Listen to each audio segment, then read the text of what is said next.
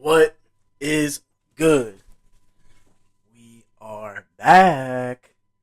It's your boy, Ryan, GM Ryan, GM of Richmond. Richmond, stand up. Even though we lost, I'ma still stand up. Because, hey, we might have took the L last week, but over here at Richmond, we got a saying. It goes, we turn our L's into lessons. We gonna learn from it. We gonna bounce back. Everything's gonna be good. And it was our first loss, week one in history. But hey, it had to happen eventually, right? Um, so right now I'm watching the Packers and Commanders game. There's 30 seconds left in the first quarter. Commanders about to get the ball back. It's fourth down. Yep, and it's 7-0. And I'm looking forward to the Commanders getting exposed. I hope they get exposed.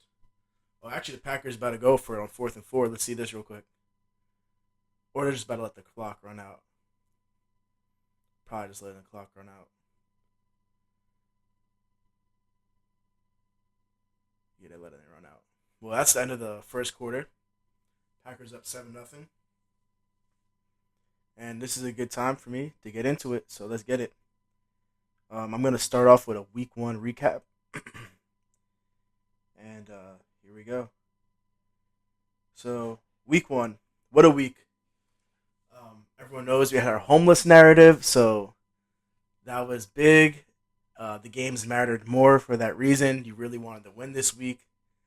And, I mean, I think it's great that we have a big narrative week one. Make the first week have huge implications. And shout out to Chris for being creative as always and giving us something really fun. So let's start off with the matchups.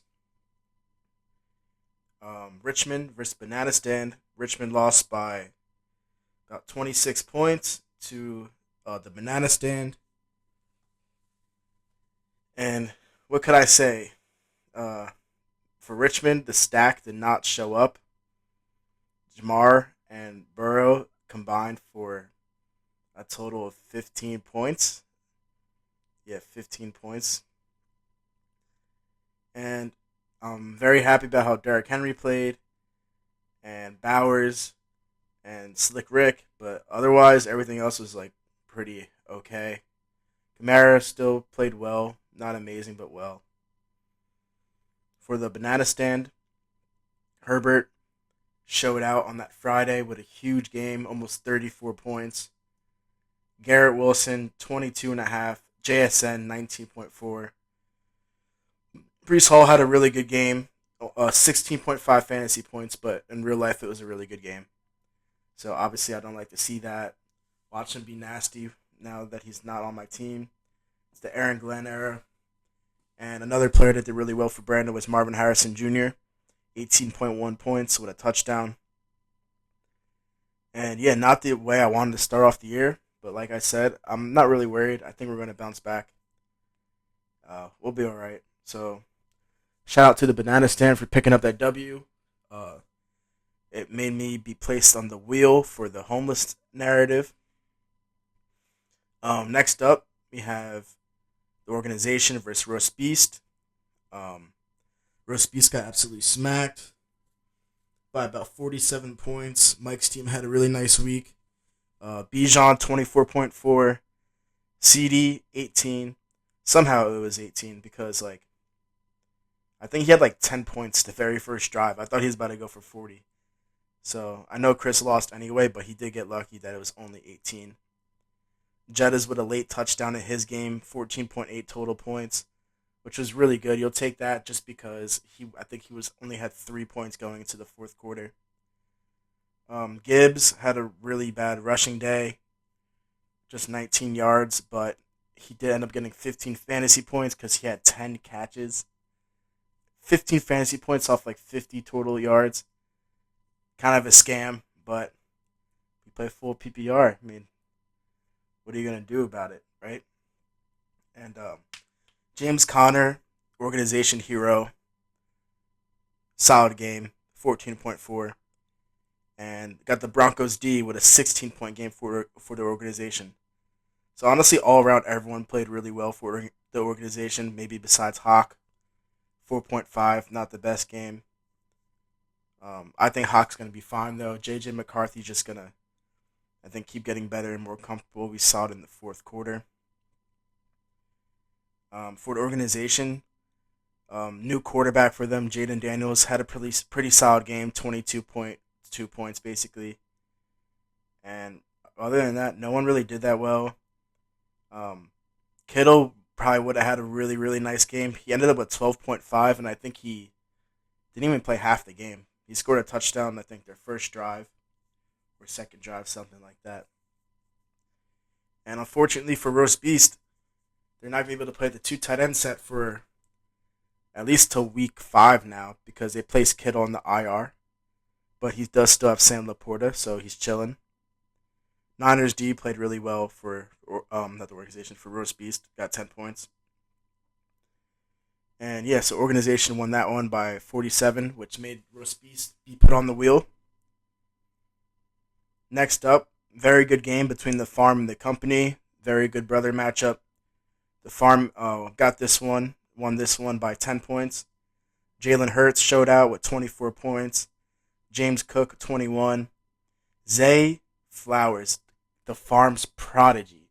This is his guy since he was in college. 28 points. You really got to feel good to go out and get your guy and have him show out like this. It really does. Look at what the game. Debo with a catch. Fat as hell. Pushes forward for like a 7-yard gain. And then McCaffrey, very nice game for the farm as well. 23 points. And so moving on to the company. Josh Allen did as much as he could in this one. With nearly 43 fantasy points. 4 touchdowns, almost 400 passing yards. Saquon, 18.4. Kincaid had a really good game. I think he was only projected 7. Ended up with like 14.8. Let's see, another play. First down, Commanders. Damn it. Who's that to? Terry. Scary Terry. Genty, just 12 in his debut, but nothing to worry about there. So yeah, Farm won that one. It was 10 point win from the Farm. And Norm got placed on the wheel for that loss. Then you got the Empire versus You're the Man. Another pretty good game here. The Empire wins by 14 points. Lamar, really good game for the You're the Man. Lamar scored 33.4. Bucky, 14.5. Sutton, 18.1. And their kicker had a really good game too with 14. Pollard didn't show up. BCJ didn't show up. Andrews, the diabetic, definitely didn't show up. And neither did Smitty. So, really tough week for the You're the Man. We know he lost the narrative, so really tough week. Really tough week for him. The Empire, Mahomes, great game, 28 points. Chuba, basically 18. Achan, 16 and a half. And Kelsey had a big touchdown. Damn it. Oh, nice. Pass breakup. Packers back at the ball back. Where was I? Oh, yeah. So, Travis Kelsey, huge touchdown for Steven towards the end of that game. He ended up with 12.7. And then Tyler Warren, the guy that Steve traded into the draft for, 14.9 in his first game. He looked like a vet. And the fact that, it didn't even feel like it felt like he could do even more. It's going to be scary with Tyler Warren, guys. He even ran QB power one play. I mean, he's just going to be used a lot. He's definitely this year's Brock Bowers when it comes to rookie tight ends. He's going to be a star. So, yeah, 14.9. And then Cam Little, Steven's kicker, had 15. And another something we do have to talk about as well is that Steven still won this game even with Worthy absolutely running into Travis Kelsey. I think it was the first or second play. Completely took him out of the game. And we still don't even know how long Worthy's going to be out for. And I would have broke if I was Steven. Like, your two guys on your team running into each other, taking out one of them. And, I mean, he could have lost. He's just really lucky that he won still. So, props to Empire for coming out. Rebrand name, their first game as the Empire, picking up a dub. Huge. Next, we had actually the closest game of the week. Came down to, I think, the third quarter of the Monday Night Football game where Alex finally took the lead against the Straw Hats.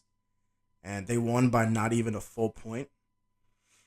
Let's see. So, Puka, awesome game as always. Puka's just such a stud, bro. He just takes over games. He's so reliable for Stafford. He had 23.1. And honestly, other than that, everyone else had just like an average game. Travis Hunter had a solid debut, 9.3. He's going to be getting a lot of targets. He could do a lot after the catch. Um, let's see. Omarion, only 8.1 in his debut, but not worried about that. He's going to be awesome. I think he's going to be a stallion for life as well. So Alex, he just is going to be patient with him. He knows what's coming. Drake May, 17.8. Could have been better. Could have had a better day, but I don't think you're stressing too much about that. Josh Jacobs, 14. Lad, 13.4. Just like I said, just like good games from out of his players, but like not enough. I mean, it was enough to win, but it wasn't a crazy performance for Meg Thee Stallion. But I think this is their floor. And then you got the Straw Hats who exceeded expectations for sure. No one thought they would even come close to winning this game, and they lost by not even a full point. Penix really showed out for them, 26 points. Igbuka, huge first game, 2 touchdowns, 23.6 fantasy points. And that was like the performance. Igbuka and Penix really put him into this game. Because other than that, no one did like that crazy. Brendan Strange had a solid game, 9.9. Brandon Aubrey, always reliable for the Hats, 11 points. Henderson, Travion got 11.1 in his debut. That's not a bad debut at all. That's pretty solid. And he's just going to get better and better. Drake London, 13.5. Don't think he played the full game, though. Pretty sure he got hurt at some point. Yeah, he left the game. But I think it was like a shoulder sprain. And he should play this week. That wasn't a starter for the Straw Hats this week, but still, shout out QJ. Shout out QJ for a 24.9 performance. And he's in Mark's starting lineup this week for that performance. So let's see if QJ starts finally paying off for the Hats. That'll be a cool story right there. So that's it for the week 1 recap. As we know, we all got put on the wheel after this week for the narrative. On the wheel was me, Chris, Norm, Dom, and Mark. The final 2 were Chris and Dom. And I think everyone was hoping that it was going to be Chris, and he was finally going to get hit with his own dumbass narrative. But that wasn't the case. Dom got picked, and he was not happy. He broke.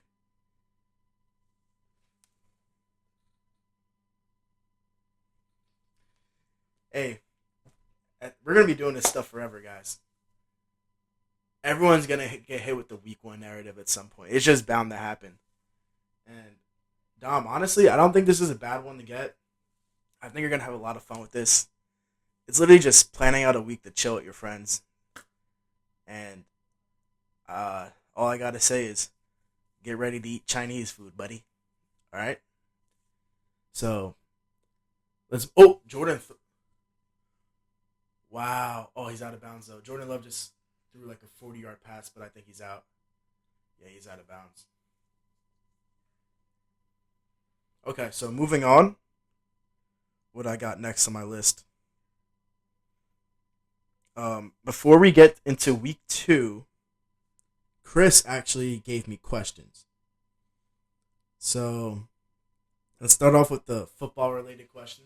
Oh, he got his feet in. That was a catch. Wow. Yo, that was a tough catch. They're gonna overturn that. Yeah, Green Bay just challenged. That's two. He caught it. LaFleur's on the sideline. He's like, he got it. He got it. Wow, that was an awesome play. All right, so moving on to the questions, like I said. So the first question was football related, and Chris wanted me to do who had the best offseason in BoB and do it by each division. And yeah, he definitely got both down. I'm watching the replay. Sorry, guys. Yeah, that's a catch. All right, so best offseason for the Big Bros. Honestly, I think Chris asked me this on purpose just so that I acknowledge the offseason that he had. And guys, I got to say, in the Big Bros division, Rose Beast had the best offseason. I don't know if everyone realizes what he did for his team.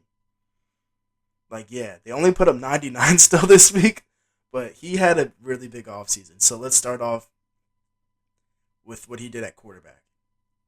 He went out and got a franchise quarterback in Jaden Daniels. Sorry, I'm just watching this play. Hand off to Jacobs. Stuff at the line, basically. So, yeah, he went out and got Jaden Daniels. He is, at minimum, a top 5 dynasty quarterback on basically every dynasty platform you look at. I'm not a big fan of him just because I'm a hater and I'm a Giants fan. He's the Commanders quarterback. But he is a stud to have in fantasy. Shout out to Chris. Shout out to Roast Beast for going out and getting a franchise quarterback. They are chilling at quarterback now. And, yeah, so moving on to what he did at receiver this offseason. We always said that Chris is just wide receiver 2 university. He just stacks up on wide receiver 2s. But I don't know if we could say that anymore. He went out and got a 1 in Scary Terry, also completing the stack of Daniels and Terry. Very cool.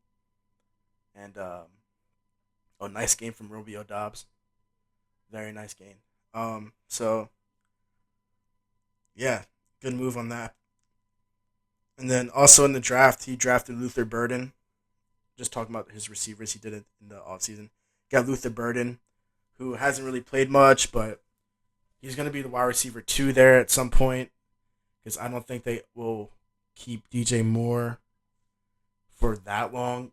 I mean, they drafted Burden for a reason. I think their future duo is Rome and Burden, so he's just going to have to wait on that. Also got Pat Bryant, who I think is going to grow into a solid player. Sean Payton really likes him. And then he also got Isaac Tesla, who had a crazy snag for a touchdown last weekend. And Dan Campbell said that he's going to be involved more, so we'll see what happens there. And then getting in the so another huge dynasty player that he got, Sam Laporta. He's minimum also top 5 on all dynasty platforms in the rankings, and I think all of us will agree that he stole Sam Laporta.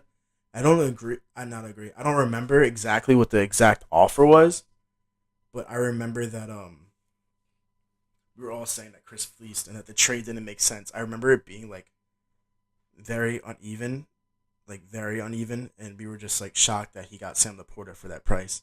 I should have wrote it down, but I don't remember.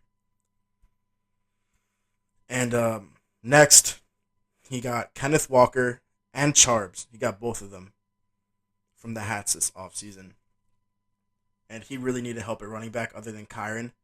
And he gets it here. And he might have some really tough decisions to make this year when it comes to who to start between Kenneth Walker and Charbs.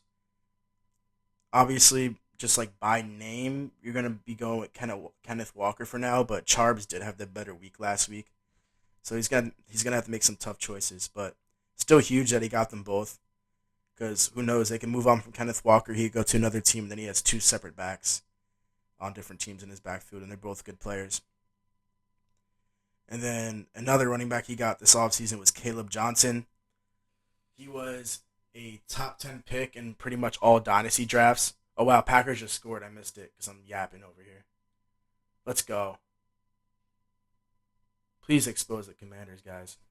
I love to see this. So, yeah, he got Caleb Johnson, who was basically a top 10, top 12 minimum pick in all dynasty drafts. Was supposed to be, I think, the Steelers guy at running back, but so far he's not. I think he got one touch last game, and it was for negative yards. They seem really comfortable with putting Kenneth Gainwell in the game instead, and Jalen Warren. So we'll see what happens with that. I don't think it's something to panic about though, because they might just be easing him in. If you look back to last time they drafted a running back, um, Le'Veon, Le'Veon didn't play at all till like week 4 or 5, and then he had a great year. I don't know if they have like a similar plan with Caleb Johnson. I mean, Tomlin was still the coach with Le'Veon. I mean, they just might not trust him yet, and think that he needs time. Not everyone's always ready to play in the NFL right away, and that just might be the thing. And he's gonna have to develop, and that's all. And next up, we have to talk about the lower brothers division now, who I think had the best offseason.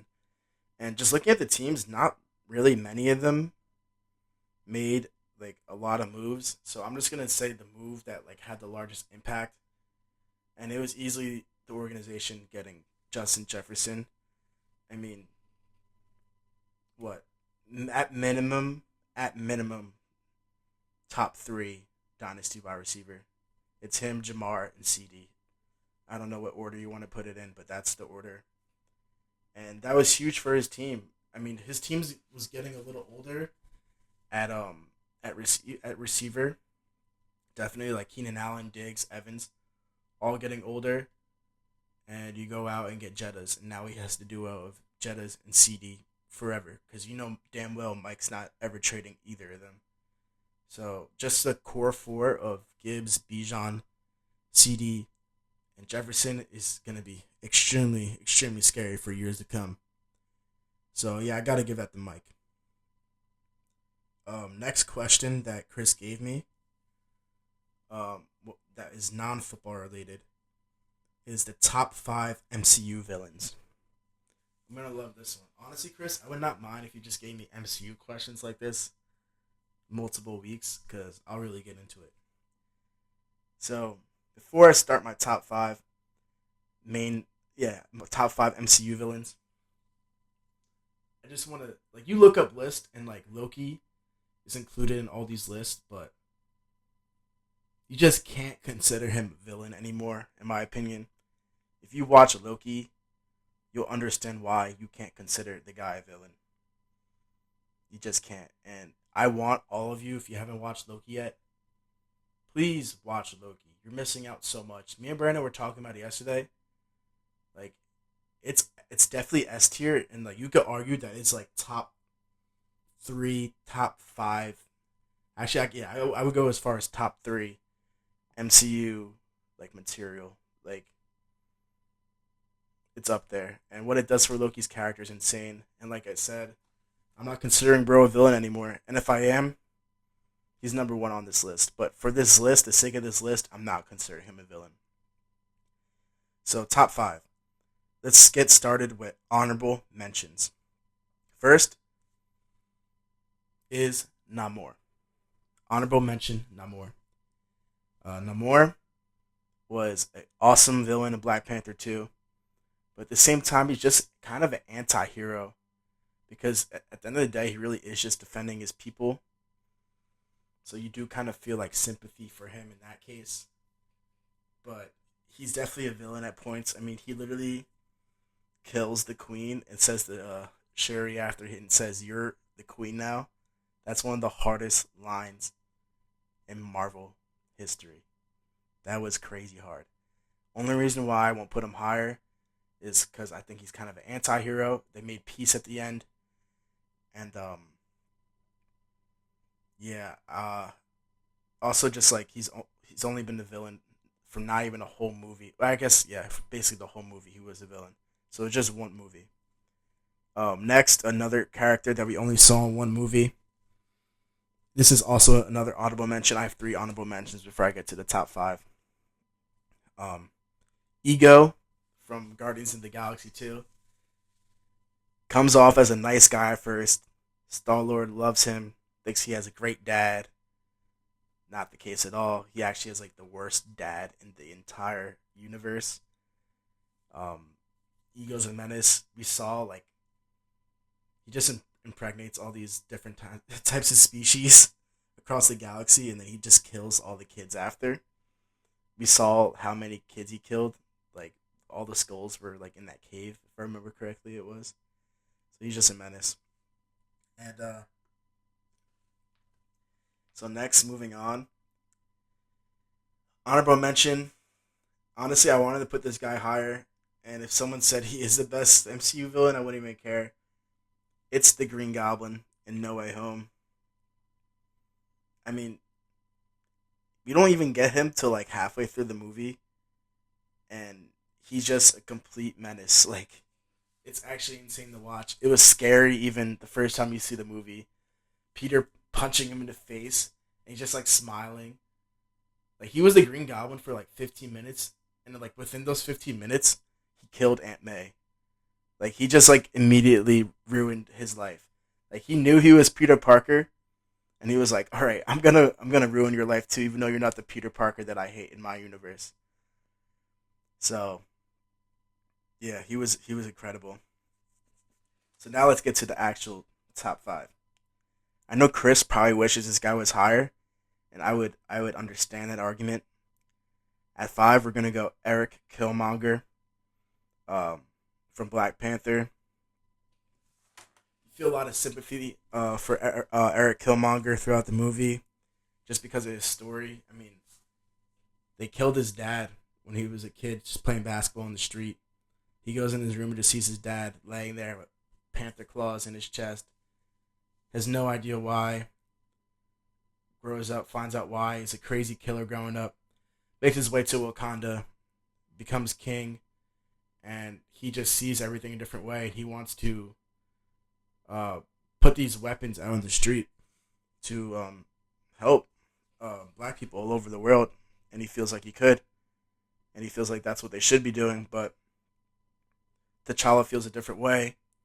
I agree with T'Challa. It would have been way too dangerous to put those weapons out in the world because so many people would have got access to it and other militaries, and it just would be unsafe.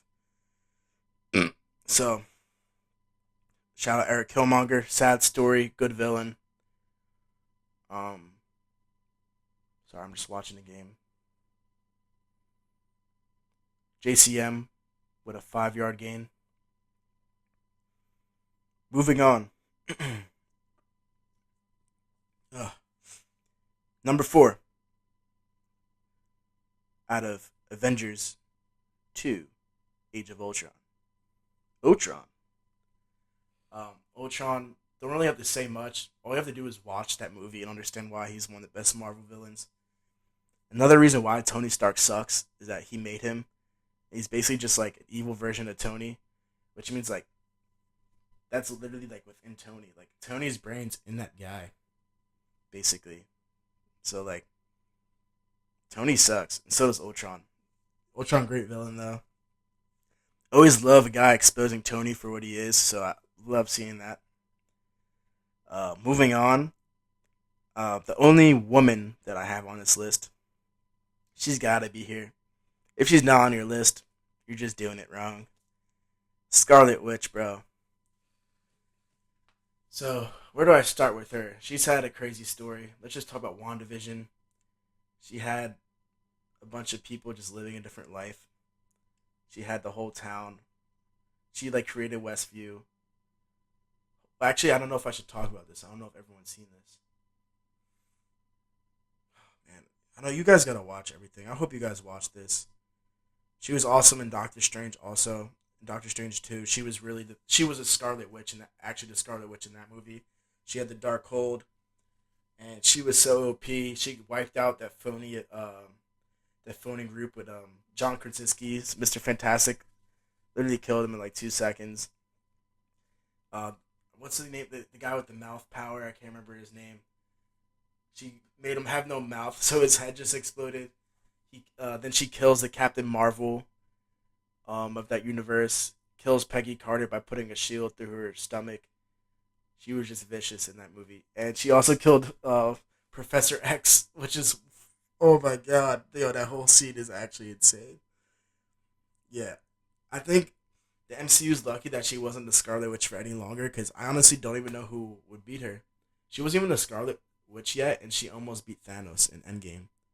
So yeah, she's OP. I'll take her against anyone.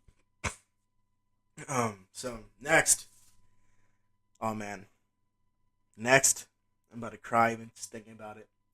This guy would have been so peak if he didn't beat a woman. Or actually, we don't even know exactly what happened. The only footage and proof that we have of his situation is him literally running away from her, like in the street. Videos. There's videos of Kang running around the street, like down 6 blocks of New York, running around like Kang actually does in the show.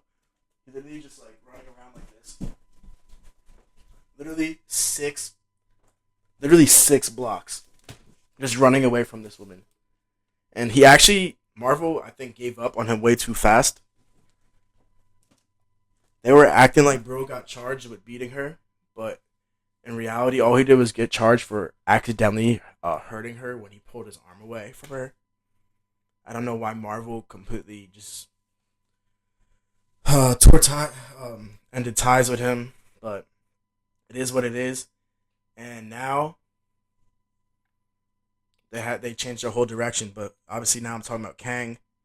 Kang as He Who Remains in Loki is so cool. Like the aura is crazy. Shout out his other variant, Victor Timely.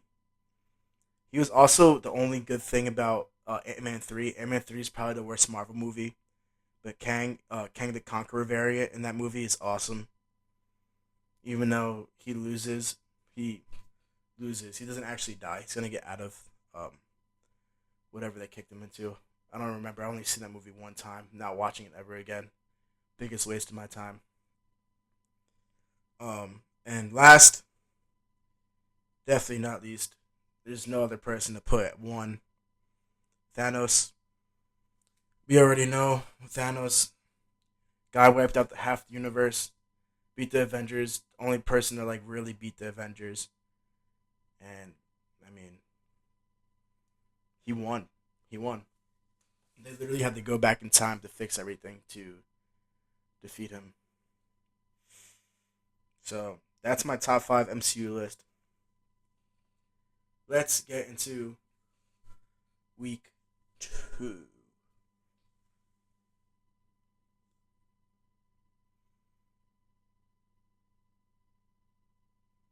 Week 2. Let's start off with AFC Richmond versus the company. Boom. So both these teams, Big Bros division, obviously coming into this game 0-1. Company's lineups looking like Allen, Saquon, Genti, Nico, T, JMO, Kincaid, and Chase Brown. Steelers Z and Jake Elliott. They're putting out the same exact lineup that they did last week. Richmond, as of right now, is putting out the same lineup as they did last week too, with Burrow, Derrick Henry, Kamara, Chase, Neighbors, Tyreek, Bowers, and Slick Rick, Vikings D, and Boswell. But I'm not gonna lie, my lineup's not totally set. I may pull Tyreek out of this game. I mean, is this still recording? Better still. Oh yeah, it's still recording. I might pull Tyreek out of this game, out of the starting lineup. Just not that confident in him right now. And this guy's getting investigated for beating his wife, or his ex-wife, I should say, multiple times. Who even knows if he's going to be allowed to play on Sunday? So if that happens, I'm plugging in either Olave or my guy Keon Coleman, who had an absolutely huge game last week. I love that I got him. Thank you, Alex. Um, and Slick Rick is also a question mark for me this week. I might plug in Olave or Keon instead for him, just because Mac Jones is at quarterback, but Mac is going to have to feed someone, and I think Slick Rick's going to be the guy, and he could have a huge game, so I do think I'm actually going to keep him in. Just thinking about it. So, I am not going to pick myself to lose here. We cannot start off the year 0-2. Sorry, Norm. I am picking AFC Richmond in this one.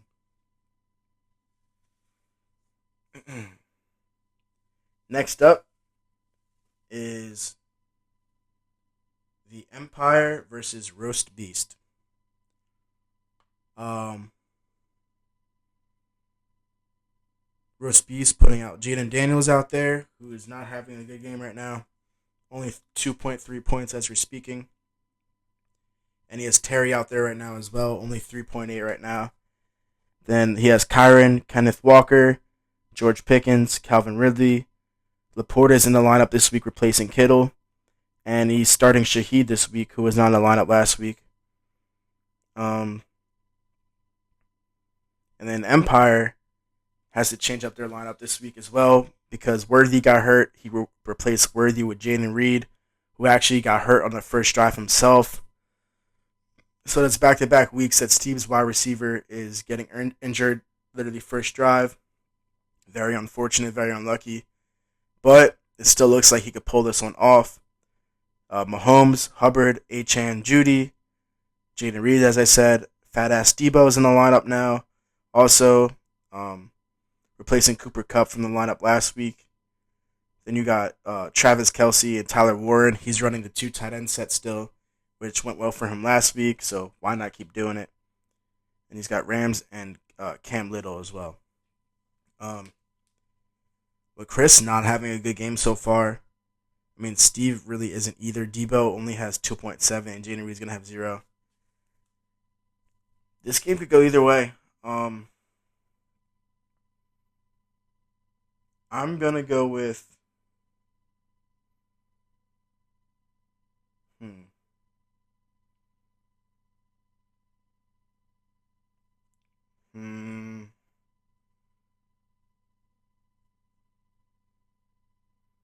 This is tough. Sorry, guys. I literally do all this on spot, so I actually have to think about who I'm picking. I'm going to go with... Give me Roast Beast. I'll tell you why. Mahomes plays the Eagles. I don't think he's going to have that good of a game. He's literally playing with practice squad receivers. Kenneth Walker is playing Pittsburgh. He had a real... not he. Brees had a really good running game on them last week. I think Kenneth Walker could do something similar. And you got George Pickens playing against the Giants, who I think Pickens and CD are probably going to have 100 yards each on our secondary. That secondary was so hard to watch last week. And then you got what's it called? Shaheed's out there, and he had 9.3 last week.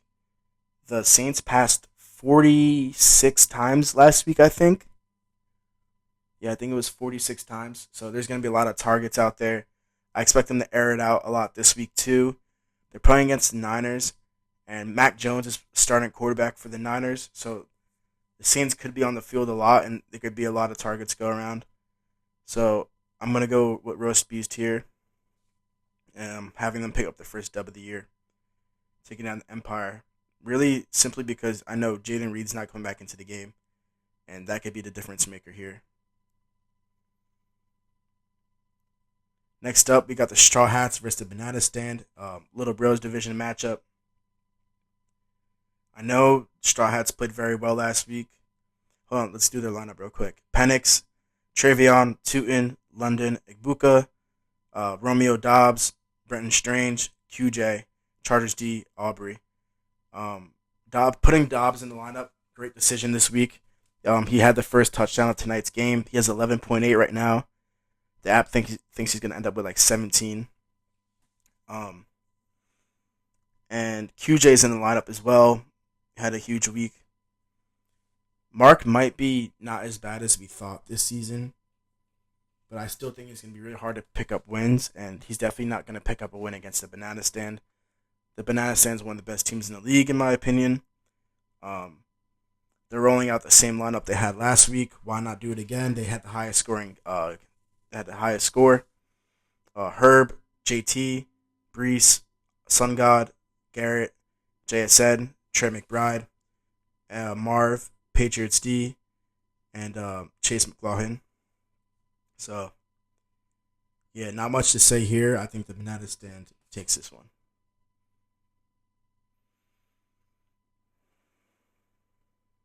Next up, Meg the Stallion versus the Farm, cross division game. Um, Meg starting Drake May, Josh Jacobs, Marion, Puka, Ladd, Travis Hunter, Ertz, and Hollywood is entering the lineup as well. Cardinals D and Bucker. Ertz is replacing Loveland, who was in his lineup last weekend, I believe. Ertz is playing right now, has 0 catches, not doing good. Hollywood's in his lineup now instead, had 10 catches last week, 16 targets. Um, he get another big game out of him. I don't know. I don't. I think the Chiefs are gonna struggle passing wise against the Eagles, just because they don't have that much talent at receiver. But hey, Hollywood could eat up targets like that again, and in PPR, if you get at least 9 catches, like he did last week, he had 10. You're gonna have a good game, even if you don't have that many yards. He had one for 10 for 99 last week. Um, moving on to the farm. Let's see. Same exact lineup as last week. Hertz, CMC, Cook, Arthur Juan Brown, always jogging Brown, I should say. Tet, Zay, Tucker Craft, Pacheco, Texans D, and Eric McPherson. Tucker Craft is killing it right now in the game. 3 catches for 89 yards. He had like a huge game before. Thought he was about to crib it. Great choice for the farm to hold on to Tucker Craft, it seems so far. He's going to be a hell of a player. Really just all-around great tight end. Could be big for the farm for many years to come. But, yeah, I'm really liking the farm's lineup this week. And I think they're gonna beat Meg the Stallion. Moving on to the last matchup of the week, we have a Little Bros division matchup. The organization versus You're the Man. You're the Man has Lamar, Bucky, Tony Pollard. Oh wait, I lost it. Yeah, Lamar, Bucky, Tony Pollard, BTJ, Devontae, Cortland Sutton, Mark Andrews, Jacoby, Ravens D, and Fairburn. Um,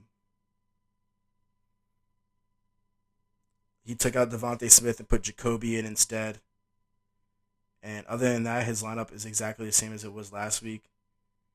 After the game that Devontae Smith had last week, I don't blame him for taking him out, especially when Gino and Jacoby looked really good together last week. Jacoby had 10 targets, almost 100 yards, had 17.7 fantasy points. So I don't think it's a bad move to take out Devontae Smith. However, I do think the Eagles are going to have to throw it over 10 yards this game, actually, more than one time, because they didn't last week, in order to beat the Chiefs. And I think Devontae will have a solid game. At least I'm hoping so. I'm starting him in my redraft league, so I might be biased saying all this, honestly. But I think starting Jacoby over him is a smart move, especially Jacoby's versus the Chargers. It really could be a really real shootout. So we'll see what happens there. And we got the organization, who is putting out the same lineup they had last week. Kyler, Bijan, Gibbs, Jettas, CD, Mike Evans, Hawk, James Conner, Broncos D, and Jake Bates. And not much to say about the organization's lineup. We already know, like I said, that core four, Bijan, Gibbs, Jefferson, CD, makes it really hard to pick against them like any week. This is going to be a really close game, though. But until I see the organization lose with this lineup, not picking against them. Also got Mike Evans against Texans, who I think is going to do really well. James Conner really, really, really, really might eat against Carolina. It could be a huge week for. Oh yeah, Kyler's facing Carolina too. I think Cardinals could absolutely go off against them. I think it's a big week for the organization, and Dom's going to put up a lot too. But I think organization wins this one. And so that's it for the week 2 matchups. Um, I'm just gonna go through my week 2 narrative predictions. So whoever loses by the most this week loses the narrative in our matchups. So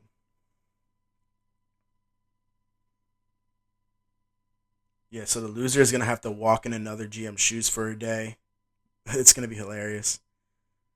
Um, we have to like tell them how to do. We have to tell them what time to wake up. Have to tell them what time to wake up, what to eat, what to wear, places to visit, how to exercise, how to spend free time, chores, and there's bonus points if the losing GM attends the winning GM's family dinner, which would be hilarious. But so here are the matchups. I'll go through them real quick, because my head is actually hurting from talking this much and this long. So we base this off based off trades because it's like an analytics narrative.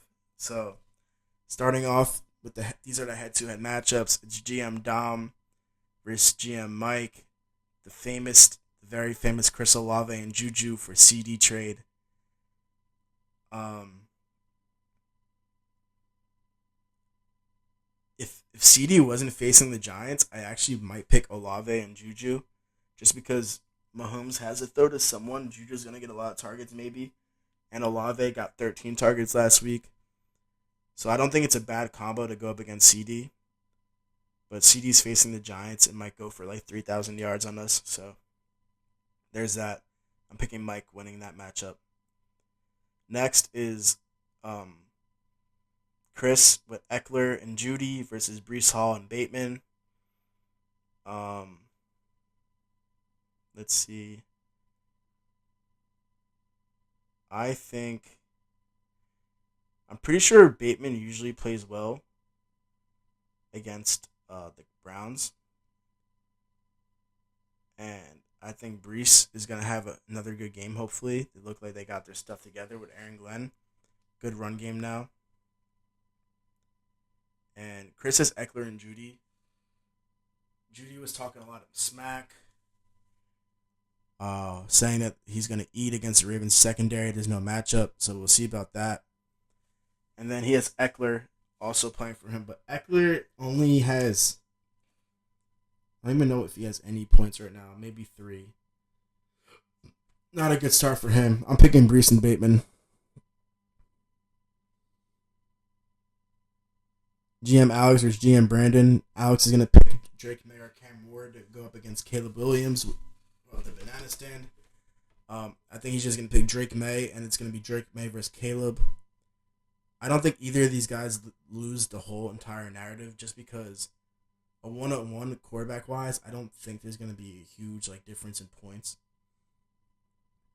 If I had to guess who I think is going to score more fantasy points this week, I actually might say Drake May just because the Dolphins looked so bad last week, and the Patriots are playing the Dolphins. Um, Next up, Norm versus Mark.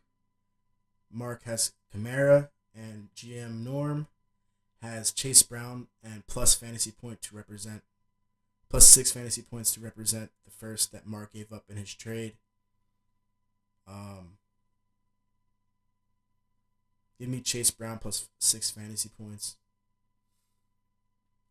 Kamara has a tougher matchup against the Niners, and Chase Brown is playing. Who do the Bengals play this week?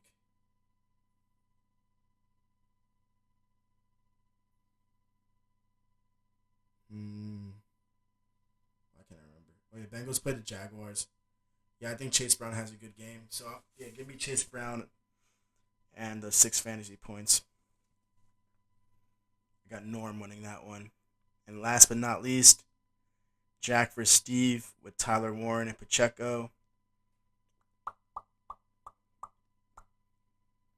Tyler Warren's going to score more fantasy points than Pacheco. Now I got to decide who I think's going to lose the entire narrative, though. Who do I think's going to lose by the most points? After rethinking all this, like Chris actually did a really good job with matching these up. Very good job. Um, if I had to guess,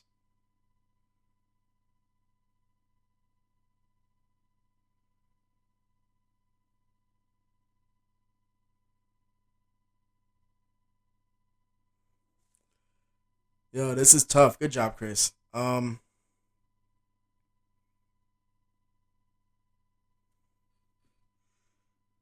gonna say it's gonna be either Dom or Mark. I'm gonna say I'm gonna say Dom. I'm gonna say Dom because yeah, Juju might get a lot of targets, or he might just be Juju and not really get any points. It could really just be Olave versus CD, and like I said, CD's gonna score so much. So Dom could lose two narratives back to back, but we'll see what happens.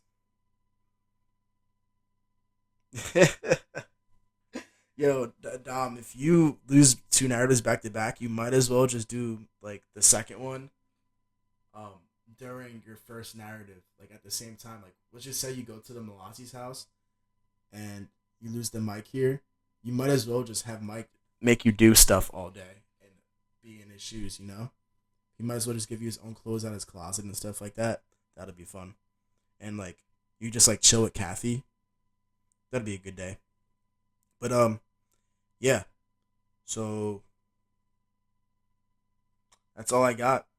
Nice 50. How long is it? Nice 52-minute pod for you guys. I hope you guys enjoyed this podcast. I had a lot of fun doing this one. And I'll be back again next week. Richmond, stand up. Richmond, stand up. Hey, hey.